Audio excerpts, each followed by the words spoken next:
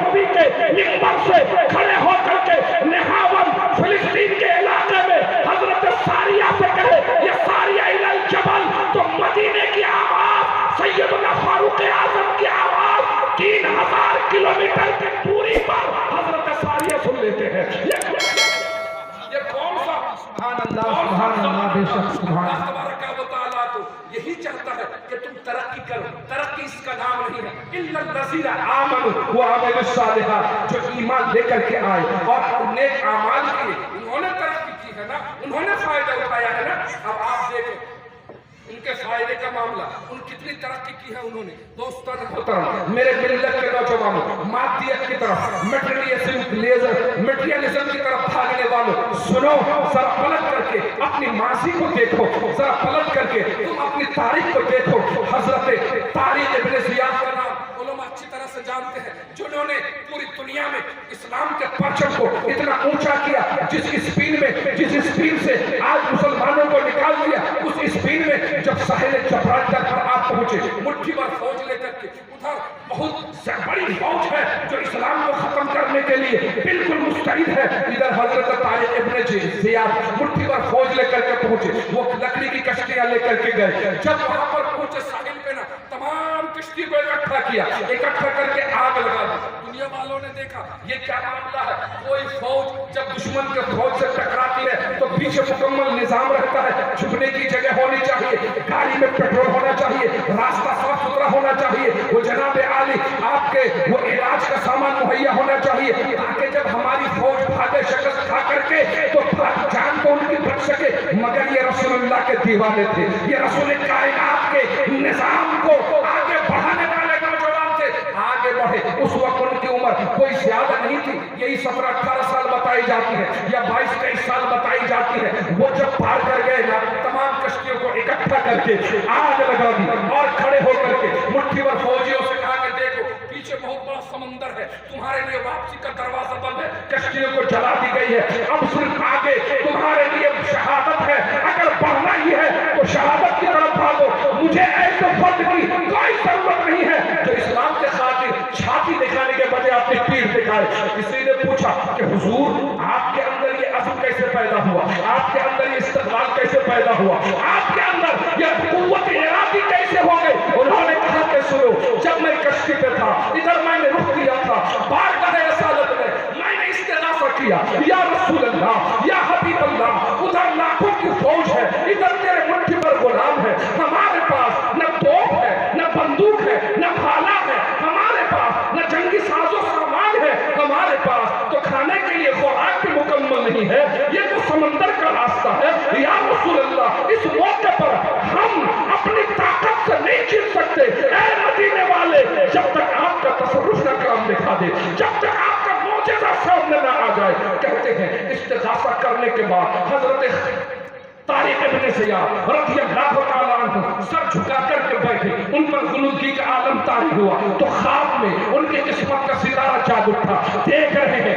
اللہ کے رسول صلی اللہ تعالیٰ علیہ وآلہ وسلم ایک عربی گھوڑے پہ سوار ہے، صدیق اکبر بھی دائیں ہیں، عمر فاروق بائیں ہیں، عثمان غنی، مولا کائنات، صحابہ کرام کی فوج پیچھے پیچھے ہے، اور اسپین میں داخل ہو رہی ہے قافلہ۔ اللہ کے رسول کہتے ہیں اے طارق، گھبرانے کی ضرورت نہیں ہے، آگے بڑھ کر کے حملہ کرو، اللہ کی مدد تمہارے ساتھ ہے۔ اور جب وہاں پر داخل ہوئے نا اسپین میں مٹھی بھر فوج، لوگوں نے کہا دیوا آمدن، یہ کون لوگ ہیں جو اس طرح سے ہمارے پر مسلط ہو گئے؟ انہوں نے سوچا کہ یہ آنے کے بعد شاید ہمارے بچوں کو ہم سے جدا کر دیں گے، ہماری بیویوں کو ہم سے چھین لیں گے، ہماری دولت ہم سے چھین لیں گے، ہمارا معاشرہ ختم کر دیں گے، ہماری سوسائٹی تباہ کر دیں گے۔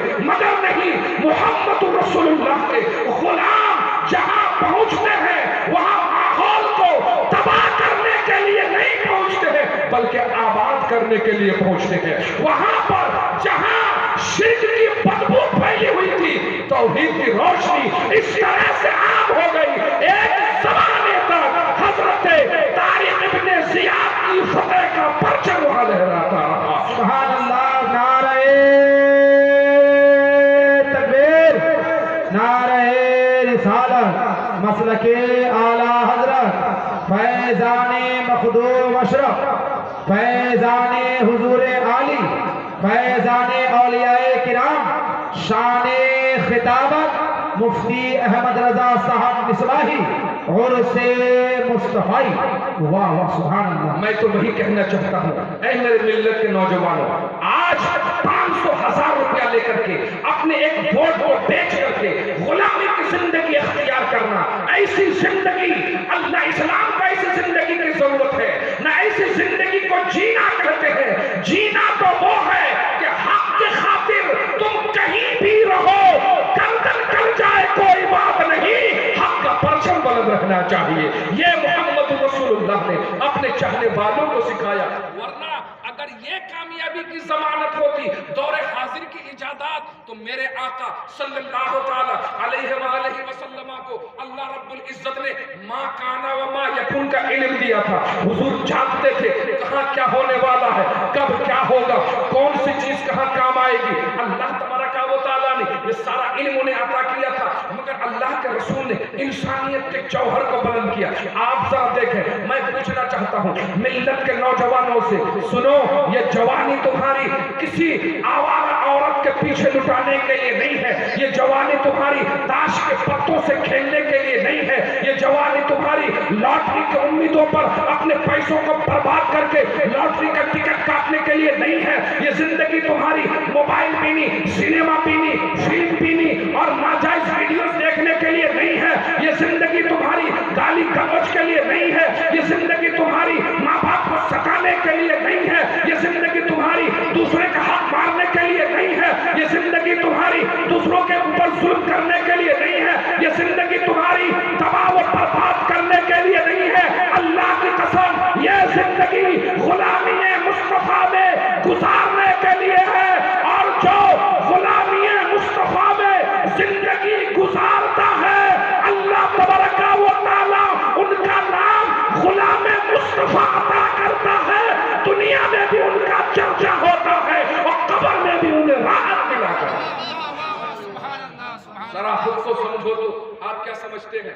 آج کل ہمارے نوجوان، یہ ہمارے علماء کرام ہیں، ہم نے بھی تو جوانی میں داڑھیاں رکھی، کہاں عزت کم ہو گئی ہے؟ ہم نے تو کرتے پاجامے پہنے، کہاں کس کی جرأت ہے کسی بازار میں، کسی مارکیٹ میں ہمارے ساتھ چھیڑ چھاڑ کرے؟ نہیں، بلکہ جب سے ہم لوگوں نے داڑھی رکھا تو ہماری عزت بڑھ گئی ہے۔ ہم جب گھر میں ہوتے ہیں، ہمارا بڑا بھائی اگر اس کے بعد داڑھی نہیں ہے، وہ بھی ہماری عزت کرتا ہے، ہماری ماں بھی عزت کرتی ہے، ہمارے دوست احباب بھی عزت کرتے ہیں۔ ارے میں نے دیکھا علماء کرام اپنے چہرے پر سنت کے مطابق داڑھیاں لے کر کے جب کسی مجمع میں پہنچتے ہیں تو وقت کا بڑا لیڈر بھی ان کے لیے کرسی خالی کر دیتا ہے۔ سبحان اللہ سبحان اللہ، شان علماء اہل سنت، سبحان اللہ۔ پہ عمل کیا تو یہ معاملہ ہو گیا، اگر نبی کی تمام سنتوں پہ عمل کرو تو تمہاری شان کیا ہوگی؟ اسی لیے تو کہا کہ کامیاب وہ نہیں ہے جو دنیا میں انسانیت کا نام لے کر کے کاروبار چلاتا ہے، کامیاب وہ ہے جو ایمان لائے اور نیک اعمال کیے۔ ذرا سوچو وہ کون سی عزت تھی؟ لوگوں کے پاس کوئی عزت تو نہیں تھی۔ آپ نے واقعہ بارہا سنا، میں اس لیے دل پر یہ وارد ہوتا ہے تو بیان کرتا ہوں۔ میں ذرا مکہ کی سرزمین کی طرف اپنی توجہ اٹھاؤ، اس سرزمین میں، جس سرزمین میں جہاں پر حضرت بلال کو سزائیں دی جا رہی تھی، کلمہ پڑھنے کی وجہ سے انہیں مارا جا رہا تھا، پیٹا جا رہا تھا، اسلام نے جب عزت کی بات کی، ذرا دیکھو بڑی حیرتناک بات ہے۔ اللہ کے رسول ہجرت سے قبل جب مدینہ آنے والے تھے، دل نے چاہا خانہ کعبہ پہنچوں، خانہ کعبہ کا طواف کروں، یہ اللہ کا گھر ہے، یہ میرے دادا حضرت خلیل کا بنایا ہوا گھر ہے۔ دل میں یہ چاہا کعبے کے گھر کے اندر داخل ہو کر کے ذرا اس میں حاضری بھی دے دوں۔ ایک شخص اس زمانے میں جن کے پاس خانہ کعبہ کے دروازے کی چابیاں ہوا کرتی تھی، عثمان بن العاص، اللہ کے رسول نے فرمایا اے عثمان ذرا چابی تو مجھے ابھی دے دے تاکہ میں کعبے کے اندر داخل ہو جاؤں، اپنے رب کو یاد کر لوں۔ اللہ اکبر۔ انہوں نے کہا یہ چابی سب کو مل سکتی ہے مگر آپ کو نہیں مل سکتی۔ اللہ کے رسول صلی اللہ علیہ وآلہ وسلم نے فرمایا عثمان گھبرانے کی کوئی بات نہیں ہے، آج تو مجھے چابیاں نہیں دے رہا ہے، آج تو مجھے کہہ رہا ہے کہ سب کو دوں گا، آپ کو نہیں دوں گا۔ عثمان سن لے، ایک وقت آئے گا یہ کعبے کی کنجی میرے ہاتھ میں ہوگی، میں جس کو چاہوں گا عطا کر دوں گا، میں جس کو چاہوں گا مالک بنا دوں گا۔ دوستان محترم، اللہ کے رسول کعبہ کی محبت لے کر، اللہ کے رسول خانہ کعبہ کی محبت لے کر، حجر اسود کی محبت لے کر، مقام ابراہیم کی محبت لے کر، میزاب رحمت کی محبت لے کر، دیوار کعبہ کی محبت لے کر ہجرت کر کے تشریف لے گئے. کچھ سال گزرے تھے. 8 ہجری میں میرے آقا جب فاتحانہ شان کے ساتھ مکے میں داخل ہوئے نا، تو وہی حضرت عثمان بن العاص جو ابھی اسلام نہیں لائے تھے، اب بارگاہ رسالت میں حاضر آئے ہیں، کلمہ بھی پڑھ رہے ہیں اور چابی بھی پیش کر رہے ہیں. میرے آقا نے مسکرا کر فرمایا، عثمان میں نے کہا تھا نا ایک وقت آئے گا یہ چابی میرے ہاتھ میں ہوگی، میں جس کو چاہوں گا عطا کر دوں گا، مگر اے عثمان سن، میں دنیا میں کسی کا حق مارنے کے لیے نہیں آیا. اے عثمان لے یہ چابی میں تجھے دیتا ہوں، یہ چابی قیامت تک تیری اولاد کے پاس ہوگی، اور یہ بھی سن لے جو تیری اولاد سے یہ چابی لینے کی کوشش کرے گا وہ ظالم ہوگا. دوستو کیسی بشارت ہے، اللہ اکبر، یہ کیسی بشارت ہے. انہوں نے کہا یہ چابی میں تم کو دے رہا ہوں، جو تم سے چھیننے کی کوشش کرے گا وہ ظالم ہوگا. دیکھا آپ نے اسی مقام پر اسی سرزمین میں حضرت بلال کو سزائیں دی جا رہی تھی. دنیا نے دیکھا میرے آقا کو جس نے ستایا، میرے آقا کو جس نے آپ پر ظلم کیا، میرے آقا جب غالب ہو گئے انہیں مقام عطا کیا، مرتبہ عطا کیا. اور وہ بلال جنہیں ستایا جا رہا تھا، مارا جا رہا تھا، وہاں پر بڑے بڑے سردار موجود. فتح مکہ کے دن کتابوں میں ہے، سیرت ابن ہشام میں ہے، سیرت ابن اسحاق میں ہے، البدایہ والنہایہ میں ہے، تمام کتابوں میں یہ بات موجود ہے کہ وہاں پر صدیق اکبر بھی موجود، عمر فاروق بھی موجود، عثمان غنی موجود، مولا کائنات موجود، وہاں پر حضرت عباس بھی موجود، وہاں پر عبداللہ ابن عمر بھی موجود، حضرت ابو ایوب انصاری بھی موجود، بڑے بڑے صحابہ موجود. مگر میرے آقا نے حضرت بلال کا ہاتھ پکڑ کر کعبے کی چھت پہ چڑھا دیا اور کہا بلال اس گھر پہ چڑھو اور اللہ کا نام پکارو، اذان پڑھو. دنیا نے دیکھا کہ محمد رسول اللہ نے جو نظام عطا کیا وہ نظام انسانیت پر ظلم و بربریت ڈالنے کا نہیں ہے، وہ نظام ایسا نظام ہے مظلوم کا ساتھ دینے کا نظام ہے، ظالموں سے نجات دلانے کا نظام ہے، دبے کچلوں کو آگے بڑھانے کا نظام ہے. اور اے میری ملت کے نوجوانوں، اپنے رسول کی سیرت کو اپناؤ، اپنے رسول سے محبت کرنا سیکھو، اپنے رسول کے طریقے پر چلنا سیکھو، اس لیے کہ طریقے مصطفیٰ کو چھوڑنا ہے وجہ بربادی. اسی سے ہوئی ہے قوم بے اقتدار اپنی، اور ہمیں کرنی ہے شہنشاہ بقا کی رضا جوئی، وہ ہو گئے اپنے تو رحمت پروردگار. سبحان اللہ سبحان اللہ. شان خطابت مفتی صاحب ماشاء اللہ سبحان اللہ. میں آپ سے عرض کرنا چاہوں گا، اس لیے بہت ضروری ہے. بہت سارے معاملات ہم آج کرتے ہیں، حقائق نہیں جانتے، حقائق نہیں جانتے. الحمدللہ علماء کرام موجود ہیں، بہت سے آراس میں دعوت ہوتی ہے، جاتے ہیں، کہیں جب پہنچتے ہیں تو دل بڑا تنگ ہوتا ہے کہ پتہ نہیں جن کا عرس ہو رہا ہے وہ کس پائے کا تھا، ان کی حیثیت کیا تھی، ان کا مقام کیا تھا، کہاں پڑھا تھا، کہاں لکھا تھا. مگر الحمدللہ عرس مصطفی آنے والوں اگرچہ کم تعداد میں آئے ہو، مگر اس کی شان فرشتوں سے پوچھو، فرشتوں سے پوچھو. کیوں؟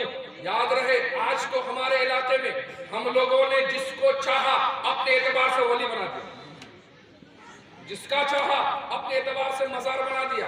بہت سنتے ہوں گے آپ، کسی نے خواب دیکھا مزار بنا دیا، وہ صاحب کوئی مستان بن کے گھوم رہا تھا مر گیا، مزار بنا دیا. اب دھڑلے سے عرس ہو رہا ہے، چادر چڑھائی جا رہی ہے، کہیں پہ قوالیاں ہو رہی ہے، یہ سب